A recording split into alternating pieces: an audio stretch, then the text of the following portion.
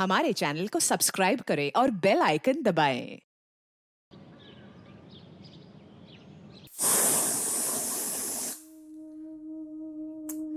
तेरे पापा भी ना कभी फोन ही नहीं उठाते। चल। हाय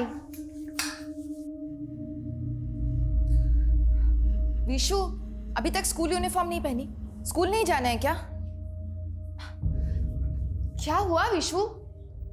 मम्मी, विशु पापा को मिस कर रहे हैं। पापा आ जाएंगे ना तो सब पहले जैसे ठीक हो जाएगा। लेकिन तेरे पापा को फुर्सत मिलेगी तब आएंगे ना। 1 साल हो गया, उन्होंने अपना चेहरा भी नहीं दिखाया। उन्हीं का फोन है, जा विशु को बुला। हाँ।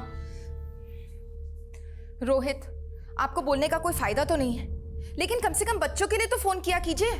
तो क्या मेरे बिना बच्चे भी नहीं संभाल पा रही हो तुम? संभाल तो मैं बहुत कुछ रही, जॉब भी करने लगी हूँ अपने बच्चों के फ्यूचर के लिए। अरे तो छोड़ दो ना जॉब, खर्चे के लिए पैसे भेजता तो हूँ हर मंथ। पैसे ही सब कुछ होते हैं क्या रोहित? अगर ऐसे ही करना था तो मेरे साथ साथ बच्चों की जिंदगी क्यों? अरे यार वो वापस से शुरू मत करो, ये बताओ फोन क्यों किया था? मम्मी आगे नहीं आना। विशु तू क्या कर रहा है? दीदी उसको साइड में रख। नहीं दीदी, आगे नहीं आना। विशु मत कर ऐसा। मम्मी, विशु ये क्या कर रहा है बेटा? छोड़ दे उसे, छोड़ दे। विशु ऐसा नहीं करते। विशु, विशु छोड़ दे बेटा। क्या होता जा रहा है तुझे विशु? क्या हुआ? मुझे मर जाना है माँ, मुझे मार दो माँ। विशु बस ऐसा नहीं बोलते। मैं जानती हूँ तू किस तकलीफ में है, तेरी प्रॉब्लम क्या है, लेकिन तूने मुझसे प्रॉमिस किया था ना कि तू हार नहीं मानेगा, अपने आप से लड़ेगा। तू प्रॉमिस किया था ना, तू कभी वैसा नहीं करेगा वापस। प्रॉमिस कर।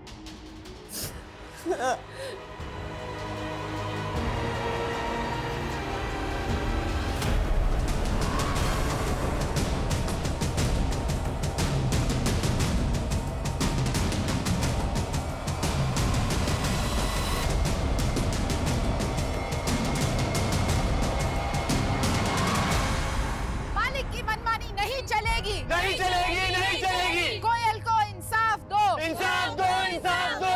ना इंसाफी मालिक। हाय हाय हाय हाय हाय। कोयल को इंसाफ दो, इंसाफ दो, इंसाफ दो। मालिक की मनमानी नहीं चलेगी, नहीं चलेगी, नहीं चलेगी। कोयल को इंसाफ दो, इंसाफ दो, इंसाफ दो। मालिक की मनमानी नहीं चलेगी। बहुत हो चुका सत्याग्रह, सब अपने अपने काम पर जाओ वरना। कोई भी काम पर नहीं आएगा जब तक आप कोयल को वापस काम पर नहीं रखते। हमें से कोई काम नहीं करेगा। आपने इसे काम पर से सिर्फ इसलिए निकाल दिया क्योंकि प्रेग्नेंट है। एक होने वाली माँ को काम करने का हक नहीं होता क्या? ओके, मैं समझौता करने के लिए तैयार हूं। अपने लीडर को अंदर भेज दो। मैं देखती हूँ क्या कहता है। कोयल तू डरना मत, हम तेरे साथ नाइंसाफी नहीं होने देंगे। मैं आती हूँ।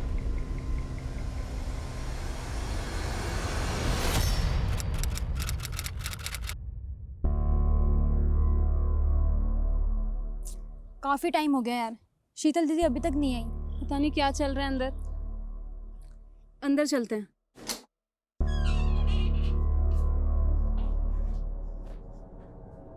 क्या है ये? शीतल दीदी कहाँ है? शीतल दीदी। अरे क्यों शीतल और कोयल के चक्कर में अपने पेट पर लात मारते हो? जाओ अपना काम करो। हमने पूछा शीतल दीदी कहाँ है?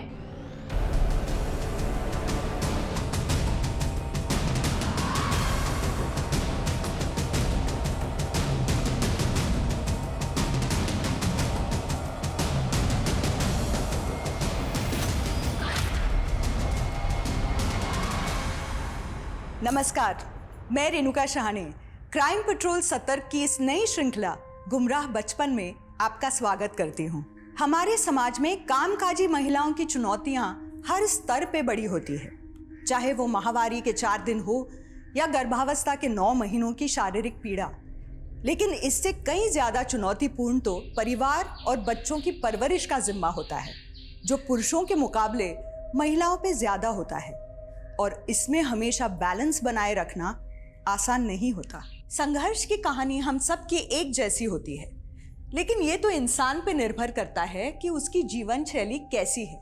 इंसान की एक कमी अक्सर दूसरी कमी को जन्म देती है, और इन कमियों का बढ़ता सिलसिला कभी कभी उस अनचाहे अपराध की ओर ले जाता है जिसे हम कभी अपने जीवन में स्थान नहीं देना चाहते।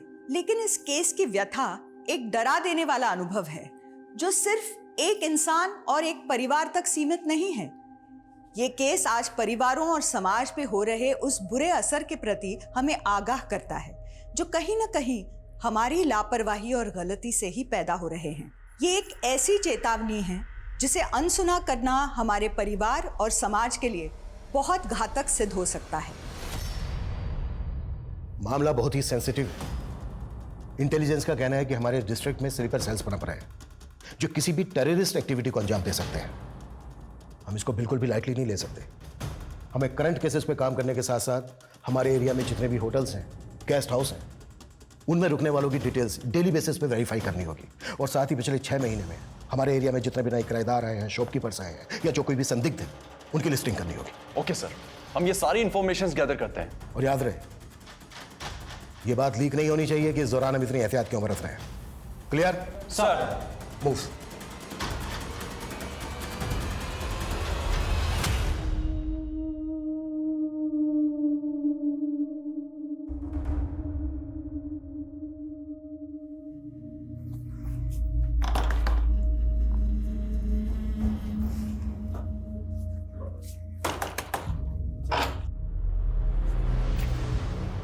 नमस्ते अंकल, मैं नितेश की फ्रेंड रिम्मी।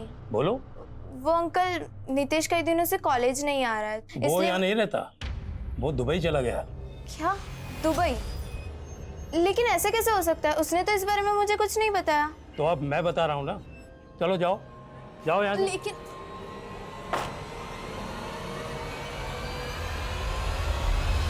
नितेश, तुम आजकल इतने चुप चुप क्यों रहते हो? कुछ प्रॉब्लम है क्या?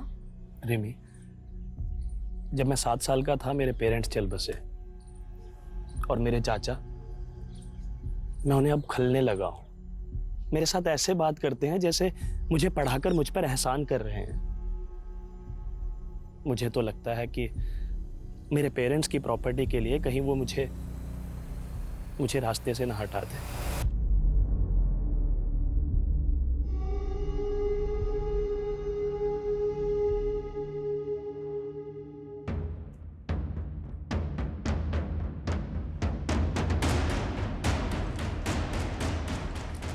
सर, ये वो वही घर है जहाँ पे वो लड़के 3 महीने से रह रहे हैं। उनकी गतिविधि काफी सस्पिशियस है। और सर, अभी 3 दिन पहले इस एरिया में एक कंसाइनमेंट आया हथियारों का। मुझे शक है कि वो हथियार यही लाए गए हैं।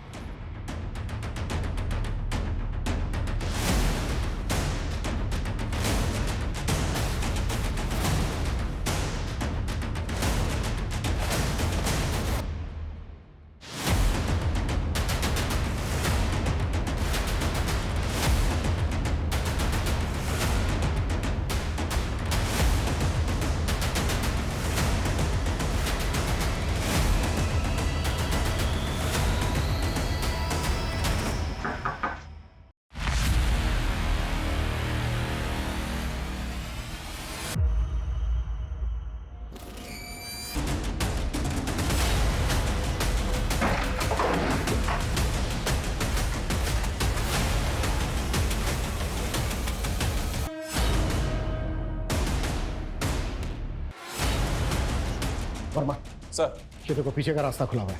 हो सकता है यहाँ पर और भी लोग हो जो इस रास्ते से भाग गए हो। एक टीम लेकर इस डायरेक्शन में जाओ। Quick fast. सर। सर,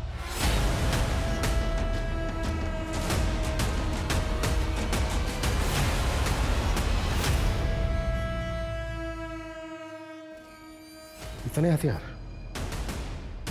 ये यहाँ कोई टेरर अटैक तो प्लान नहीं कर रहे थे। अच्छे से तलाशी लो, देखो कुछ और मिलता है क्या। क्विक।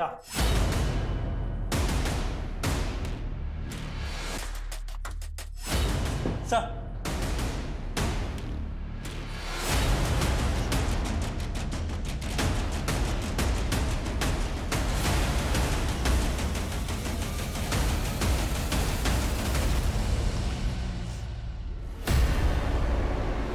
विशु, विशु, विशु उठ, विशु, विशु तो ठीक है ना? विशु, विशु, पापा, विशु, मम्मी ने कहा था ना पापा जल्दी आ जाएंगे पापा। मम्मी मम्मी मम्मी भी आ जाएंगी। रुक रुक, मैं कॉल करता हूँ। मम्मी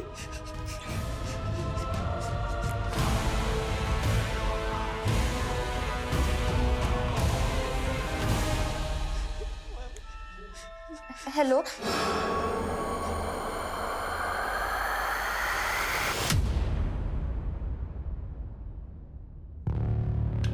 ये सारे के सारे हथियार बहुत ही एडवांस्ड हैं। लगता है बॉर्डर पार से आए होंगे। सर वो मरने वाले क्रिमिनल्स की पहचान नहीं हो पाई और वो पीछे के दरवाजे से कौन भागा था ये भी पता नहीं चला। वो घर किसका था पता क्या? सर वो एक NRI का घर है जो सालों से बंद पड़ा था। शायद इसीलिए उन क्रिमिनल्स ने उसे अपना अड्डा बना लिया। वो क्रिमिनल्स कौन थे, उनका मकसद क्या था? और उस घर में इतने सारे लड़कों के फोटोग्राफ मिला, इन फोटो पर कोड लिखे होना। हमें मारे गए क्रिमिनल्स के साथ साथ इन सबकी भी पहचान पता करनी है, हर शख्स को आइडेंटिफाई करना है और उस NRI की बैकग्राउंड भी खंगालो जिसके घर में अड्डा बनाकर बैठे थे। Okay sir.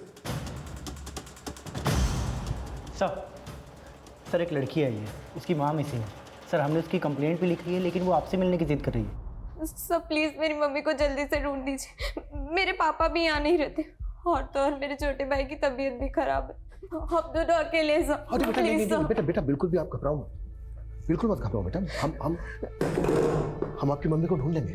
बेटा आपने अभी कहा कि आपके पापा यहाँ नहीं रहते, तो फिर कहाँ रहते हैं आपके पापा?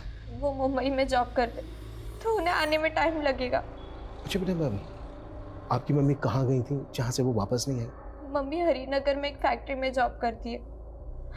कल फैक्ट्री से वापस ही नहीं आई और फिर। कौन सी फैक्ट्री में जॉब करती है आपकी मम्मी? सर शीतल दीदी को लेके हम लोग बहुत परेशान हैं। कल दोपहर में वो हमारे साथ यहीं धरना कर रही थी मालिक के खिलाफ। धरना? जी सर, वो हमारा मालिक बहुत खराब इंसान है। उसने कल दीदी को समझौते के लिए कैबिन में भी बुलाया था। हमारे सामने ही दीदी अंदर गई थी लेकिन वापस नहीं लौटी। वापस नहीं लौटी मतलब? सर मालिक ने बोला कि वो चली गई, लेकिन हम मान ही नहीं सकते, दीदी हमसे बिना मिले चली गई। सर मैंने उन औरतों की शर्तें नहीं मानी तो कुछ भी मेरे लिए अनाप शनाप बोल रही है, बदनाम कर रही है मुझे। पहले शीतल की बात कर, जैसा क्या हुआ था यहाँ पर जो गायब हो गई वो? सर उस दिन मैं यहाँ पे मुफ्त की सैलरी बांटने के लिए नहीं बैठा हूँ, लेकिन अगर तुम चाहो तो तुम्हारा फायदा करवा सकता हूँ। मैं समझौते की बात करने आई हूँ सर, मेरे फायदे की नहीं। नुकसान तो मैं अपना भी नहीं होने दूंगा, लेकिन तुम्हारा फायदा करवा सकता हूँ। देखिए सर, मेरा फोन ले लो। मैं अभी बिजी हूँ, बाद में बात करती हूँ। क्या? एक मिनट। सर वो जैसे ही केबिन में आई उसका फोन बजा सर, ऐसे लगा जैसे कोई इमरजेंसी कॉल हो। वो फोन पे बात करते हुए केबिन से बाहर चली गई और लौट के आई नहीं सर। हमसे बिना पूछे शहर से बाहर मत जाना।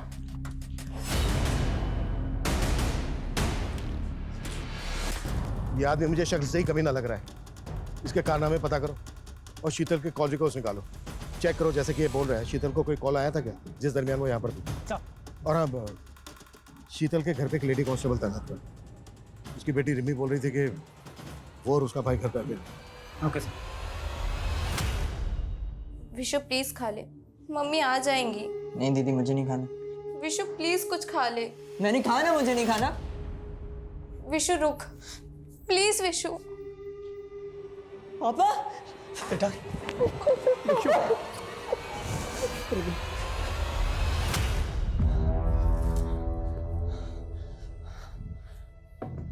सर वो सलीम भाई और जावेद को तो पुलिस ने, लेकिन मैं ये C4 बचा लाया वहां से किसी तरह। शाबाश जुबैद, तुमसे यही उम्मीद थी।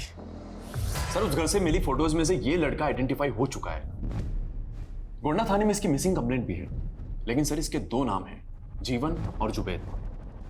दो नाम? सर वैसे तो इसका नाम जीवन ही था, लेकिन अपनी फैमिली के अगेंस्ट दूसरी कम्युनिटी से इन्फ्लुएंस होकर ये कन्वर्ट हो गया और अपना नाम जुबैद रख लिया। जब ये गायब हुआ था तो उसकी फैमिली ने मिसिंग कंप्लेंट दर्ज करवाई थी और सर उनका कहना है कि कोई इसे बरगला रहा था। कौन बरगला रहा था? कहाँ है इसकी फैमिली? सर इसकी फैमिली तो उसी दिन गायब हो गई थी जिस दिन वो दो क्रिमिनल्स क्रॉस फायरिंग में मारे गए थे।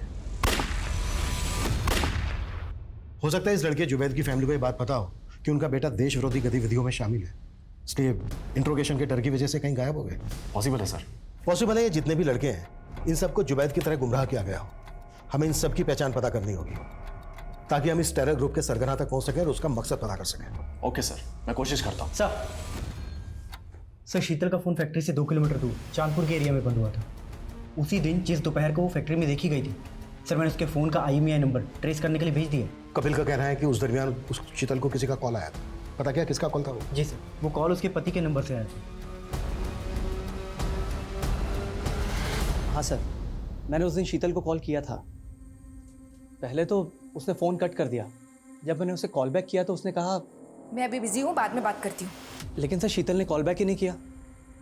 बाद में रिमी ने मुझे फ़ोन करके बताया कि उस दिन शीतल फैक्ट्री से घर ही नहीं आई थी। शीतल की फैक्ट्री के मालिक ने मुझे बताया कि तुम्हारे फ़ोन के बाद शीतल पैनिक हो गई थी, जैसे उसे कोई बुरी खबर मिली हो। नहीं सर, ऐसा कुछ नहीं था। तुम्हें किसी पे शक है जो शीतल के साथ ऐसा कर सकता है? एक्चुअली सर, मैं तो यहाँ रहता ही नहीं हूँ, लेकिन हाँ पिछले कुछ टाइम से शीतल विशु को लेके काफ़ी परेशान थी। दरअसल कुछ ड्रग एडिक्ट लड़के हैं जो काफ़ी टाइम से विशु को बुली कर रहे थे। कपड़े उतार यार, कपड़े उतार यार, झाड़ू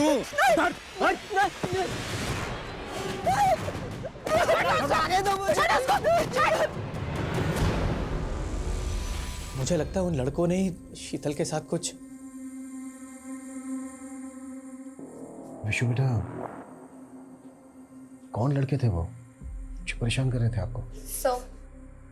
अमन और उसका दोस्त मुन्ना पहले मेरे ही स्कूल में पढ़ते थे। स्कूल में ड्रग्स लेते हुए भी पकड़े गए थे। कहाँ रहते हो? उनका एड्रेस नहीं मालूम। आप हमें ये बता दो कि वो दोनों कहाँ पढ़ते थे, वहाँ से हम पता कर लेंगे एड्रेस। हाँ sir, rainbow high school. Excuse me sir, Chandpur इलाके के तालाब में एक औरत की लाश मिली।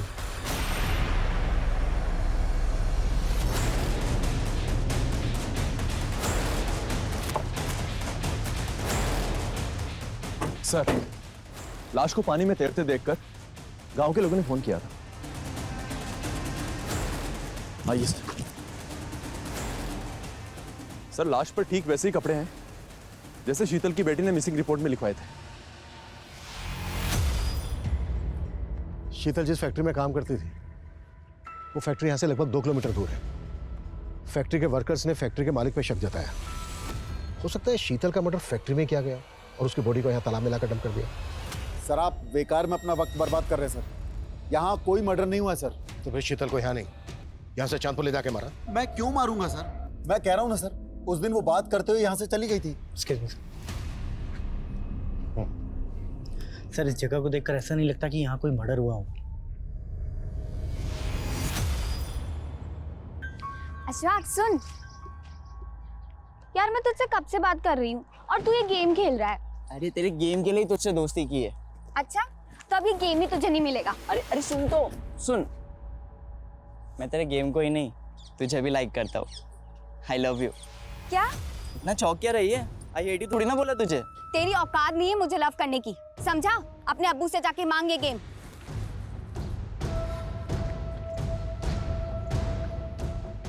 चल आजा मेरे साथ, गेम भी मिलेगा और लड़की भी। पोस्टमार्टम रिपोर्ट के मुताबिक शीतल के सर पर पत्थर के टुकड़ों के ट्रेसेस मिले हैं। मतलब पहले शीतल के सर पर पत्थर से वार किया गया। सर, रिपोर्ट के मुताबिक तो शीतल मौत के पहले सेक्सुअली एक्टिव थी। सर, हो सकता है कि उसका किसी ने रेप किया हो और लाश को तालाब में फेंकने की वजह से रेपिस्ट का DNA वाइप आउट हो गया। पोस्टमार्टम रिपोर्ट रेप कंफर्म नहीं करती है। अगर शीतल सेक्सुअली एक्टिव थी तो डेफिनेटली अफेयर चल रहा था उसका किसी के साथ, क्योंकि पिछले 1 साल से उसका पति रोहित मुंबई में था। सर, शीतल के कॉल रिकॉर्ड्स में इस भगत बिष्ट नाम के आदमी का नंबर मिला है। और सर, जिस तरह से शीतल इसे फ्रीक्वेंटली कॉल किया करती थी, सर हो सकता है कि वो अफेयर इन दोनों के बीच में। भगत बिष्ट। अब्बू, वीडियो गेम कब दिला रहे हो? पहले परीक्षा में 75% देकर के पास हो जाओ, फिर उसके बाद में जो मांगोगे वो दिलवा देंगे। 75%? इतने तो मेरे बाप के भी नहीं आएंगे कभी। अरे क्या कर रहे हो? बच्चा है। अरे ऊँट जैसा बड़ा हो गया और बच्चा है। अरे बैल जैसी बुद्धि लेकर घूम रहा है, गधा कहीं का। गेम चाहिए इसे, गेम चाहिए। गलती की मैंने, उसकी बात सुन लेनी चाहिए थी। वो मुझे गेम भी दे रहा था और लड़की भी। लड़की? कौन से गुल खिला रहा है तू? कौन भर रहा है तुझे? बोलता क्यों नहीं? ये क्या बोल रहे हैं सर? शीतल का मर्डर हो गया? क्या रिश्ता था तुम्हारा शीतल के साथ? सर वो मेरी कंपनी में सेल्स ट्रेडर थी और कुछ नहीं। पर शीतल तो हरिनगर के ग्राम सेवा गृह उद्योग में काम करती थी। हाँ सर, वो मेरी कंपनी के लिए पार्ट टाइम और जिस कंपनी की आप बात कर रहे हैं उसके लिए फुल टाइम काम करती थी। कैसा पार्ट टाइम जॉब? सर मेरी कंपनी कॉस्मेटिक प्रोडक्ट्स बनाती है, तो वो ऑर्डर्स लेके आती थी और बदले में उसे कमीशन दे देता था। हाँ सर, मम्मी कॉस्मेटिक प्रोडक्ट्स भी सेल करती थी। कुछ सैंपल्स भी रखे हैं यहाँ, मैं लेकर आती हूँ। ये देखिए सर। बेटा अभी आप अंदर जाओ, हमें आपके पापा से कुछ बात करनी है। रोहित, हमें पोस्टमार्टम रिपोर्ट से पता चला है कि शीतल सेक्सुअली एक्टिव थी। तुम तो यहाँ रह नहीं रहे थे पिछले 1 साल से, तो क्या शीतल का अफेयर चल रहा था किसी के साथ? ये कैसी बात कर रहे हैं आप सर? शीतल का अफेयर? सर ये हो ही नहीं सकता। शायद किसी ने उसके साथ जबरदस्ती की होगी सर। सर वो मुन्ना और अमन, उन्होंने मेरे विशु को भी मोलेस्ट किया था सर। मैं आपसे कह रहा हूं, आप उन दोनों को पकड़ के अंदर कीजिए सर।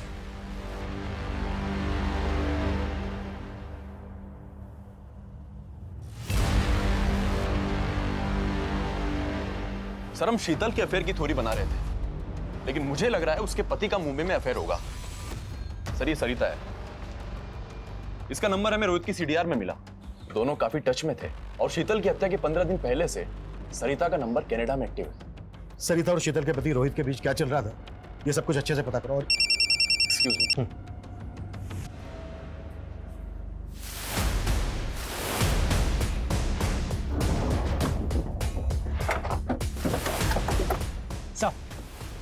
सर रागी ने इस लाश को यहाँ पे देखा था। सर ये उसी लड़के जुनैद की लाश है जिसकी फोटो हमें उन लड़कों की फोटोज में मिली थी। ब्लड सूखा हुआ है, लगता है इसका मर्डर काफी पहले हुआ है। हाँ शायद ये लड़का हमारे रडार में आ चुका था, इसी वजह से टेरर ग्रुप ने इसको मार दिया। इस टेरर ग्रुप को कौन रन कर रहा है, मकसद क्या है उनका, अभी तक हम ये भी पता नहीं लगा पाए। अच्छा, इस लड़के के अलावा जो बाकी लड़के थे जिनके फोटोग्राफ लेते हैं, उनकी पहचान पता करने के लिए क्या कर रहे हैं हम लोग? सर कोशिश तो जारी है। मुझे इस केस की कड़ी जल्द से जल्द जोड़नी है। Okay sir.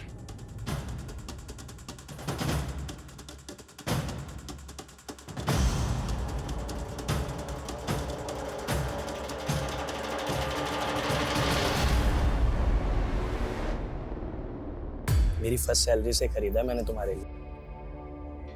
लेकिन नितीश, तुमने कहा था कि जॉब के साथ साथ तुम कॉलेज नहीं छोड़ोगे। रिमी वो तब होता अगर मुझे पार्ट टाइम जॉब मिलती, लेकिन इस जॉब में मुझे फुल टाइम देना पड़ा। Full time job? वैसे तुम क्या जॉब कर रहे हो?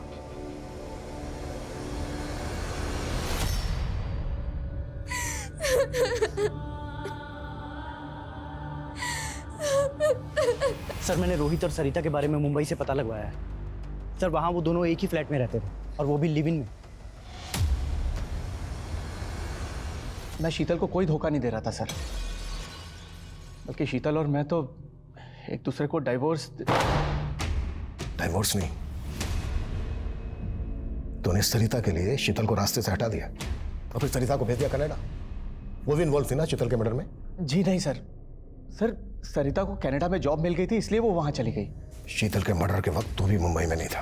सर मैं किसी जरूरी काम से दिल्ली गया हुआ था और मेरा यकीन कीजिए सर, शीतल और मैं सच में एक दूसरे से डाइवोर्स लेना चाहते थे। मैं जानती हूँ हमारे बीच झगड़े होते हैं, लेकिन मैंने आज तक आपके साथ कभी बेवफाई नहीं की। हमेशा अपने रिश्ते को सुधारने की कोशिश की है, लेकिन आप है कि कभी... अब मैं तुम्हें इस रिश्ते से आजाद कर रहा हूं, डाइवोर्स दे दो मुझे। शीतल नहीं चाहती थी कि इसका असर हमारे बच्चों पे पड़े, इसलिए बिना डाइवोर्स के ही हम दोनों अलग हो गए। यही सच है सर। शीतल का सच तो उसी के साथ मर गया, लेकिन अब तू सच बोलेगा। एक सच बता, शीतल के साथ फोन पे क्या बात हुई थी तेरी? तूने जानबूझकर शीतल को बाहर बुलाया और मरवा दिया उसको? ये सच नहीं है सर, बल्कि सच तो यह है कि सरिता मुझे छोड़ के कनाडा चली गई और अब मैं शीतल की जिंदगी में वापस आना चाहता था सर। ये दुख की बात है कि मैं शीतल को ये कह ही नहीं पाया। शीतल लंबे समय से अपनी शादीशुदा जिंदगी को सफल बनाने की कोशिश कर रही थी, लेकिन दो लोगों का रिश्ता कभी एक की कोशिश से नहीं सुधर सकता। क्या शीतल का गुनहगार उसका पति था, या शीतल के उस साहस को आघात पहुंचाया गया था जहां वो अपने बॉस कपिल के अन्याय के खिलाफ आवाज उठा रही थी, या ये उस कोशिश का दुखद परिणाम था जहां शीतल मुन्ना जैसे ड्रग पेडलर के खिलाफ खड़े होकर युवा पीढ़ी को ड्रग्स के अंधकार से दूर रखना चाहती थी। लेकिन इन एंगल्स के अलावा नितेश के गायब होने का रहस्य भी अभी तक अनसुलझा था। वहीं पुलिस ने एक टेरर ग्रुप के खिलाफ भी एक मुहिम छेड़ी हुई थी और इसमें ऐसे कई खुलासे होने वाले थे जो चौंकाने वाले थे। सर, जिन लड़कों की फोटोज हमें मिली है उनमें से ये एक लड़का नितेश इसी इलाके में रहता है। शीतल की बेटी रिम्मी के साथ पढ़ता है और शीतल के घर इसका काफी आना जाना भी था। हाँ सर, नितेश मेरा अच्छा दोस्त था। मैं काफ़ी दिनों से उसके बारे में पता करने की कोशिश कर रही थी, लेकिन कुछ पता नहीं चला। हमें शक है कि नितेश एक टेरर ग्रुप से जुड़ा था। नहीं सर, वो तो बोलता था कि उसे अपने चाचा से खतरा है। उसके चाचा ने उसके पेरेंट्स की सारी प्रॉपर्टी हथिया ली थी।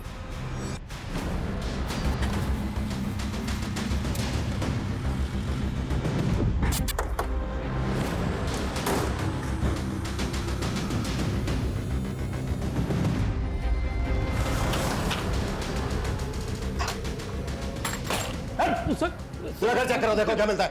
क्या हुआ सर? क्या हुआ? टेरर ग्रुप के लिए काम करता है नितेश। कहाँ है वो? वो तो दुबई में है सर। क्या ढूंढ रहे हैं आप? वो चाचा मेरा पासपोर्ट रखा था यहाँ पर। पासपोर्ट? लेकिन क्या करेगा पासपोर्ट का? चाचा वो मेरी दुबई में जॉब लगी है इसलिए। सीधे सीधे बोल, तू और नितेश किसके लिए काम करते हो? किसी के लिए काम नहीं करता सर। अगर घर में कुछ नहीं मिला। तुझे याद दिलवाते हैं हम सब कुछ। मनीष, लेके चलो इसको। चलिए। क्या हुआ बे, खाना क्यों नहीं खा रहा है? आपके मार से पेट भर गया। तो क्या हुआ, अब्बू है तुम्हारे? हाँ तो फिर भी गेम नहीं दिला रहे ना। कोई नहीं, ये जमीन जायदाद तो दादू की है ना, मुझे मेरा हिस्सा चाहिए इसमें से। हिस्सा? ये कौन सा बर रहा है तेरे दिमाग में? पानी पीजिए।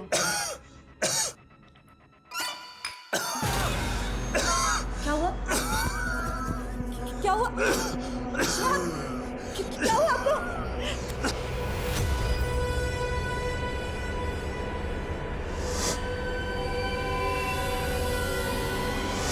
अशफाक, क्या हुआ आपको जरीना? अशफाक, देख तेरे अब्बू को क्या हो गया?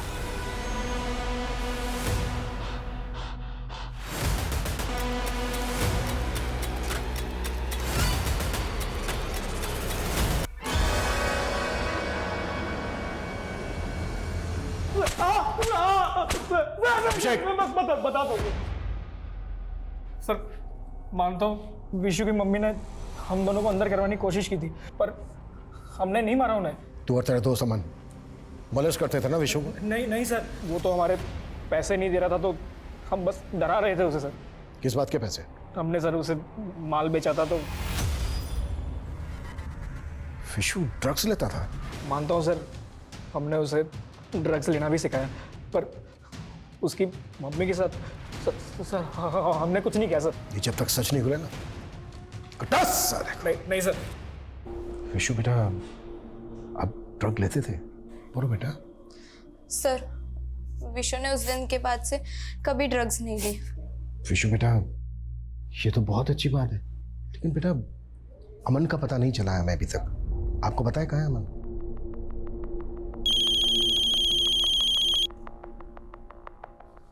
हाँ मनीष। सर, नितेश का मर्डर हुआ था। नितेश का मर्डर हुआ है? जी सर, करीब 1.5 महीने पहले मुजफ्फरनगर पुलिस को एक अनआइडेंटिफाइड लाश मिली थी। सर, उस वक्त उस लाश की शिनाख्त नहीं हो पाई थी, तो उनको उसका अंतिम संस्कार करना पड़ा। लेकिन जब हमने नितेश का फोटो सर्कुलेट किया तो मुजफ्फरनगर पुलिस ने हमको ये अपडेट दी। हम नितेश को टेरर ग्रुप से जुड़ा हुआ मानकर चल रहे थे। पॉसिबल है जिस वजह से जुबैद का मर्डर हुआ, उसी वजह से नितेश का भी मर्डर हुआ हो। नितेश, जो शीतल की हत्या से 1 महीने पहले ही मारा जा चुका था, वो शीतल का हत्यारा तो हो ही नहीं सकता था। लेकिन अब कई नए सवाल उठे थे। नितेश की हत्या किसने की? क्या नितेश का हत्यारा ही शीतल का हत्यारा हो सकता है? क्या ये दोनों अलग अलग मर्डर केस हैं और पुलिस इन दोनों केसेस को जोड़ के कोई गलती तो नहीं कर रही थी? सर साइबर सेल से एक इन्फॉर्मेशन आई है। हमने शीतल के मोबाइल के IMEI नंबर को ट्रेस पे डाला। सर उसके उस फ़ोन में किसी दूसरे नंबर की सिम एक्टिव हुई है। किसके नाम पे रजिस्टर्ड है वो सिम? सर एक मोबाइल शॉप के ऑनर के नाम पे।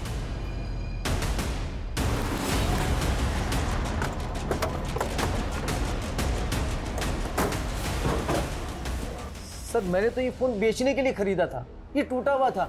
मैंने इसे रिपेयर किया और सिर्फ चेक करने के लिए अपनी सिम डाली थी, बस सर। किससे खरीदा था? एक कचरा बीनने वाला था, उसने कहा कि उसे ये फ़ोन कहीं पड़ा हुआ मिला था, मैंने सस्ते में खरीद लिया सर। कहाँ है वो? मुझे नहीं मालूम सर। सर मैंने इससे पहले उसे कभी नहीं देखा। चल थाने चल, सब पता चल जाएगा। नहीं सर। अभिषेक चल सर, लेकिन मैंने क्या किया?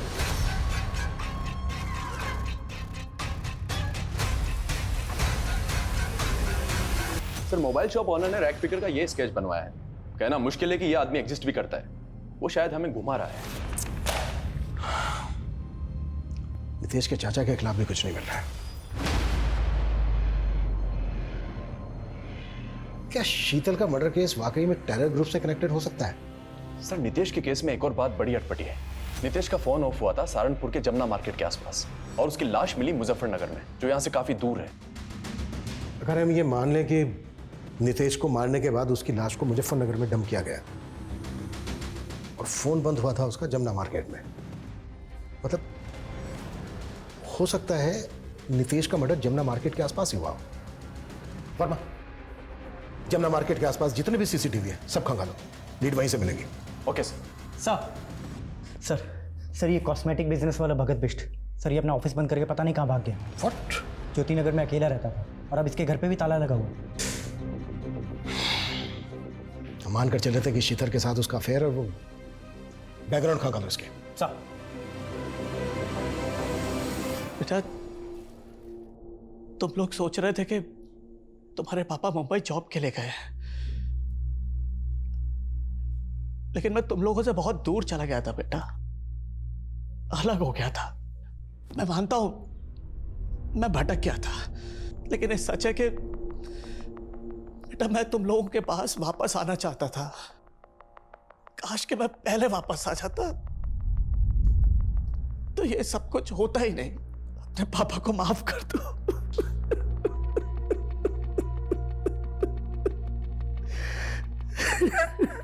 सर हमने शीतल की मोबाइल का डेटा रिट्रीव करवाया है, उसमें एक MMS मिला है। प्ले करो। श्योर। सर ये MMS करीब 2 महीने पहले शीतल के नंबर पर एक फेक आईडी के नंबर से भेजा गया था। इसमें लड़के और लड़की दोनों का फेस मिला। अगर ये MMS फेक आईडी के नंबर से भेजा गया है तो क्या शीतल को कोई ब्लैकमेल कर रहा था? लेकिन सर इस वीडियो को देखकर ये क्लियर नहीं है कि ये शीतल ही होगी। अगर ये शीतल नहीं है तो फिर ये दोनों हैं कौन?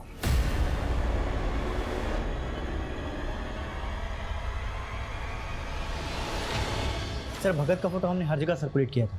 भोपाल से इसकी एक हिस्ट्री मिली। सर इसका असली नाम भगत नहीं अशफाक है। और सर 15 साल की उम्र में इसने अपने माँ बाप को खाने में बेहोशी की दवा देकर बेहोश किया और जिंदा ही अपने घर में दफना दिया था। सर 2 महीने बाद जब इस क्राइम का खुलासा हुआ तो भोपाल पुलिस ने इसे अरेस्ट कर लिया था, लेकिन सर उम्र कम होने के कारण इसे जुवेनाइल होम भेजा गया। लेकिन सर ये वहाँ से भी भाग गया था। उसके बाद से ये अंडरग्राउंड था। इसका लेटेस्ट फोटो भोपाल पुलिस के हाथ तब लगा जब ये नाम बदलकर भोपाल में अपने एक दोस्त से मिलने गया था, लेकिन सर ये तब भी पकड़ा नहीं गया था। ये नाम बदलकर कॉस्मेटिक का धंधा कर रहा था। एक हिस्ट्री शीटर के पास इतना सारा पैसा, जाहिर सी बात है इसने इससे पहले भी बड़े बड़े कांड किए होंगे। इसका जो भोपाल का दोस्त है उसका पता करो, हो सकता है अभी भी उसके टच में हो।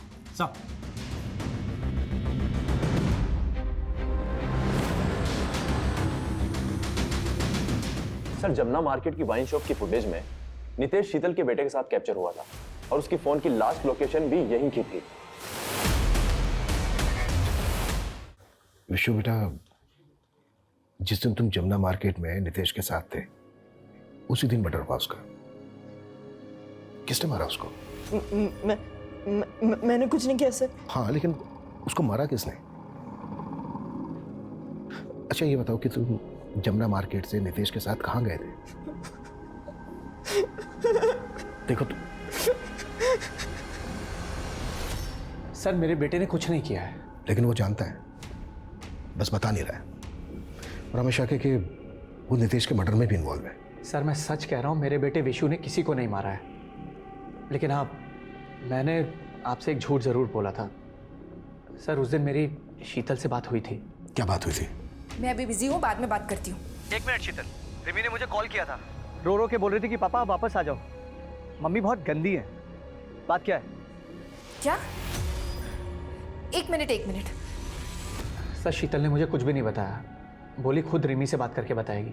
बात क्या थी लेकिन? रिमी ने तो बताया होगा ना तुम्हें। सर मैंने रिमी से भी बहुत पूछा, लेकिन उसने भी कुछ नहीं बताया। एक्चुअली यही कारण था कि मुझे आपसे झूठ बोलना पड़ा। सर मैं नहीं चाहता था कि आप लोग मेरी बेटी रिमी को परेशान करें। सर सर अशफाक और भगत के भोपाल वाले दोस्त का एक घर वहां भी है। इस एरिया में एनआरआई का घर है।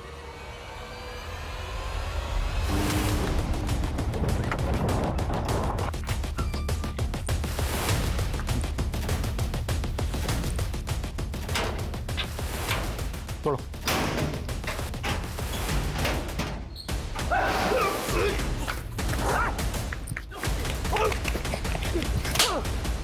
मैंने अपने माँ बाप को नहीं निकला, मेरे बाप ने मुझे निकला है। ऊंट, गधा, बैल बुद्धि। अरे बच्चे के पढ़ाई में नंबर कम आते थे तो क्या एक वीडियो गेम नहीं दिला सकता था? तूने सिर्फ एक खिलौने के लिए अपने माँ बाप को मार डाला? नहीं, कहानी इतनी छोटी भी नहीं थी। देखा, अपने पापा से गेम मांग के तुझे क्या मिला? बोल रहा हूँ ना मैं, चल मेरे साथ। गेम लड़की क्या है, तू जो मांगेगा सब कुछ मिलेगा। वो बागी मुझे अपनी गैंग में शामिल करना चाहता था। वो बोला कि कौन से माँ बाप अपने बच्चे को इस तरह से पीटते हैं, तो फिर मैंने अपने माँ बाप को मार दिया। बाल सुधार गृह से भी वो बागी मुझे भगा कर ले गया। 18 साल की उम्र में मुझे तमंचा थमा दिया। उसी तमंचे से मैंने एक सुनार का सर खोला और अपनी गैंग के साथ मिलकर सारा सोना लूट लिया था। बड़ा हुआ तो सरगना बन गया उनका। जिस तरह उस बागी ने तुझे गुमराह किया था, तू भी बच्चों को गुमराह करने लगा। और वो एनआरआई का खाली घर देख के अड्डा बना लिया वहां पे अपना। हाँ, और जब आप लोगों ने वहां रेड मारी तो जुबैद सारा माल बचा करके मेरे पास आ गया। लेकिन मुझे शक था कि कहीं आप लोगों ने उसे देख लिया होगा, तो बस मैंने उसे भी खत्म कर दिया। हथियार कहाँ से आते थे? किसको सप्लाई होते थे? ये हथियार हिंदुस्तान के बाहर से आते थे और हिंदुस्तान के हर एक कोने में सप्लाई होते थे। सप्लाई में बच्चे सेफ होते हैं क्योंकि उन पे कोई शक नहीं करता है, तो बस मैंने उन्हीं का इस्तेमाल किया। उन्हीं बच्चों से तो उनका नाम छीन लेता, कोडवर्ड देता उनको। शीतल भी इन्वॉल्व थी इसमें? नहीं, मैंने अपने काले धंधे छुपाने के लिए कॉस्मेटिक का धंधा शुरू किया। शीतल तो वहाँ ट्रेडर बनकर आई थी और अपना दिल मुझे गिरवी दे बैठी। बस मैं शीतल में अपने बचपन की गर्लफ्रेंड गुड़िया काक्स ढूंढता रहा। नितेश कैसे आया तेरे ग्रुप में? वो तो ज़रूरत का मारा था बेचारा। जब शीतल ने मुझे उसकी जॉब के लिए कहा तो मैंने उसे दुबई जाने का लालच दिया। बस फिर क्या था, वो मेरे सारे काले धंधे करने लगा और मैं शीतल के साथ मज़े करने लगा। भगत, हम शायद गलत कर रहे हैं। जो चीज़ अच्छी लगे वो कभी गलत नहीं हो सकती है शीतल। और वैसे भी तुम्हारे पति ने तो तुम्हें छोड़ ही दिया है, तो जब वो ये कर सकता है तो तुम क्यों नहीं? वो मुझसे हिचक रही थी, लेकिन अपनी बेटी के बॉयफ्रेंड को अपना सब कुछ दे बैठी। शीतल और नितेश के बीच शारीरिक संबंध थे? अभी तो नितेश की चल गई थी। उसी कमीने ने मेरा और शीतल का वीडियो बना लिया था। देख लिया वीडियो? इस बार तो फेसेस ब्लर किए हैं। अगर तूने भगत को नहीं छोड़ा, अगली बार बिना ब्लर किए तेरी वीडियो वायरल कर दूंगा। शीतल ने मुझे सब कुछ बता दिया था। अगर वो वीडियो वायरल हो जाता तो मेरे सारे काले धंधे बाहर आ जाते। तभी मैंने उसे खत्म करने की सोची, लेकिन वो मेरी आंखों से ओझल हो गया। फिर मैंने एक ट्रैप रचा। ये नितेश तेरी मम्मी को ब्लैकमेल कर रहा है। मेरी बात जरा ध्यान से सुन। तुझे अपने बेटे होने का फर्ज निभाना है। किसी भी तरह से उस नितेश को अपने साथ ले आ, बाकी सब मैं देख लूँगा। और फिर जब वो नितेश को अपने साथ शराब पीने के बहाने लेकर आया तो शीतल को भी तूने? नहीं, शीतल को मैंने नहीं मारा। मुझे लगता है कि उसके पति को उसके बारे में सब कुछ पता चल गया था, तो शायद उसी ने उसको। अगर तूने सर, एक मिनट। सर, शीतल की फोन की मैसेज हिस्ट्री मैंने रिट्रीव की। ये देखिए सर, रिमी और शीतल के बीच हत्या वाले दिन ये सारे मैसेजेस पास ऑन हुए थे।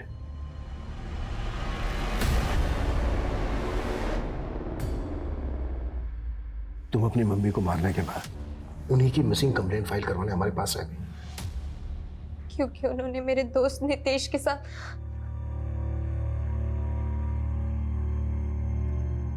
मम्मी, मम्मी,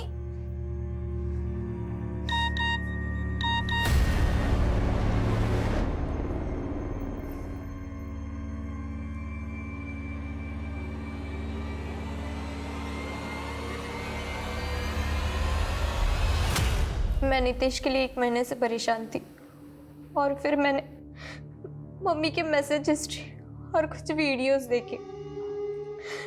मैं समझ गई थी कि उनका मुझे बहुत गुस्सा आया, लेकिन मैंने उनसे कुछ नहीं कहा। मैंने पापा को फ़ोन कर दिया था, फिर पापा ने मम्मी को कॉल किया और मम्मी मुझे कॉल कर रही थी, पर मैंने उनका फ़ोन नहीं उठाया, तो उन्होंने मुझे मैसेज किया।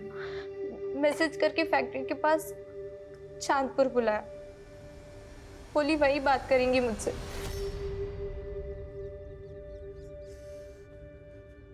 क्या है बेटा? मैं बहुत बुरी हूँ, खुद की नजरों में गिर चुकी हूँ, मुझे माफ कर दो। नाटक बंद करो आप। मुझे बस इतना बता दो, नितेश कहाँ है? नितेश? मुझे नहीं पता। क्यों? मार दिया ना उसको? रिमी, नहीं बेटा। आपका कोई भरोसा नहीं।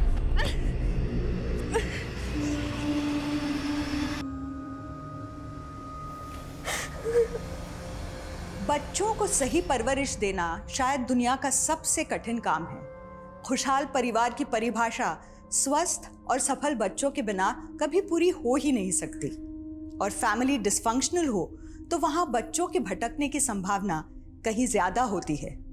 शीतल और उसके पति से भी यही चूक हुई। अपनी फिजिकल और इमोशनल नीड्स को पूरा करने की उनकी मृग तृष्णा उन्हें तो ले डूबी ही, पर उनके बच्चे भी अपराध के अंधकूप में खो गए। एक सजग माता पिता को हर पल ये ध्यान रखना पड़ता है उनके बच्चे किसके संग उठते बैठते हैं, वो क्या देखते पढ़ते हैं, सोशल मीडिया पे उनकी गतिविधि, उनके डिजिटल फुटप्रिंट्स क्या हैं। अगर आप माता पिता हैं तो सोचिए, जितना वक्त आप अपने बच्चों को दे रहे हैं, क्या वो पर्याप्त हैं? क्या वो सही राह पे हैं? क्योंकि parenting is a 24 hour job. ये दुनिया का सबसे अहम और जिम्मेदारी भरा काम है। ये पार्ट टाइम जॉब तो हो ही नहीं सकता। तो अब मैं रेणुका शाहने आपसे विदा लेती हूँ। कल फिर मिलेंगे ऐसी एक कहानी के साथ जो रखेगी आपको सतर्क और जिंदगी को सुरक्षित। तब तक अपना और अपने परिवार का ख्याल रखिए और देखते रहिए क्राइम पेट्रोल सतर्क। जय Hind. For more updates, subscribe to our channel, click the show links and enjoy watching the videos.